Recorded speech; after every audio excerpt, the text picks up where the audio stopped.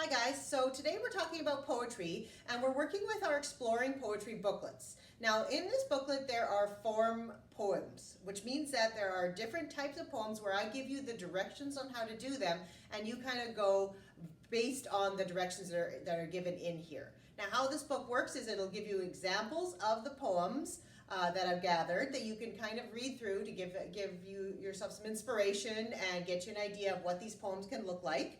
And then there's all kinds of worksheets. Now you don't have to do all of the worksheets. If you just want to jump right in and write a poem after you've read the directions, great, okay? So you can, but if you're stuck, that's when the worksheets are really come in handy. You go back and you fill in the worksheets because it'll give you a little bit like how to come up with some ideas for your poems. It might give you some more examples. It'll give you some questions that really get your thoughts going about the poems. So that's where the worksheets come in handy. But if you don't need them, if you just read the examples, you read the instructions, and you just want to jump in to write out your poems, great. There are pages in here to write your poems. It says acrostic practice or Cinquain practice, and those are the two poems I'm going to talk about today. So the first type of poem I want to talk about is acrostic poetry. Acrostic poetry is using a main word and then building off that word to come up with phrases or words that have to do with that main topic. So I created one, COVID, because this is the life we're living in these days, and that's what's on my mind these days. So there are two kinds of acrostic poetry. The first one has phrases after each letter. Okay, so that's what I did for this first one, and they also connect. So I wrote COVID down the side here, and then I wrote can't wait to play outside with others, very anxious to investigate the world, determined to get there.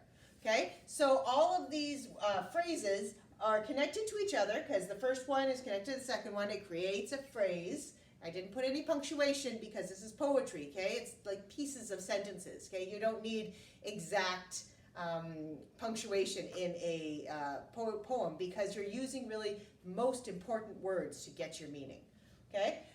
Then here it continues with very anxious to investigate the world because I don't know how the world is changing. I don't know what it's going to look like after this whole crisis, so I'm very curious.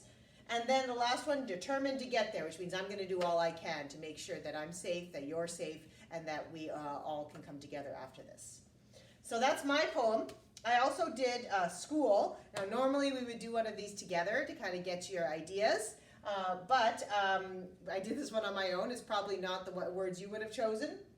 So this one, social interactions, changing always, high expectations, outside play, other people, and last laughter.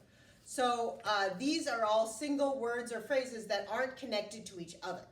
Okay, you can have single words or two words or three words, whatever you want to get your meaning at. But I always started with school, which is my main topic. So that's acrostic poetry. There are, as I said, examples in the book for you to look at and instructions. Try one with your name.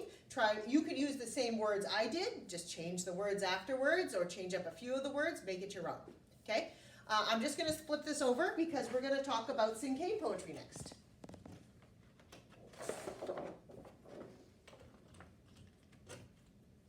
Now the word Cinquain comes from the French word cinq, which means five, because it has 5 lines.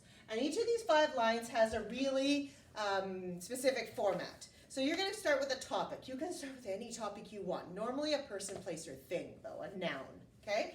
So I started with dog because I really like my dog. And I find him easy to describe because he's such a character. So the first line are words that describe your main topic. Okay? So 2 words that describe my dog are lazy and cute. Okay? And then the third line are 3 ing words. Those are action words. Jumping, running. I chose loving, playing, and shaking. I chose shaking because he's a real nervous kind of guy. And whenever he gets into a new situation, he shakes like a leaf. And you just can't stop him from doing it. You just have to live with it. So those are my 3 ing words. And then you come up with a small phrase. A phrase isn't a sentence. Okay? A phrase is just a part of a sentence.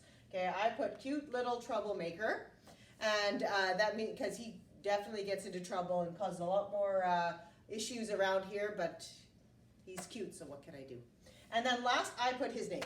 which is mean, and so your name, the last word needs to be connected to the first word in some way. It's kind of another way to say it. Okay, I'm going to show you my second example, and it's a little smaller, so you'll have to look very closely.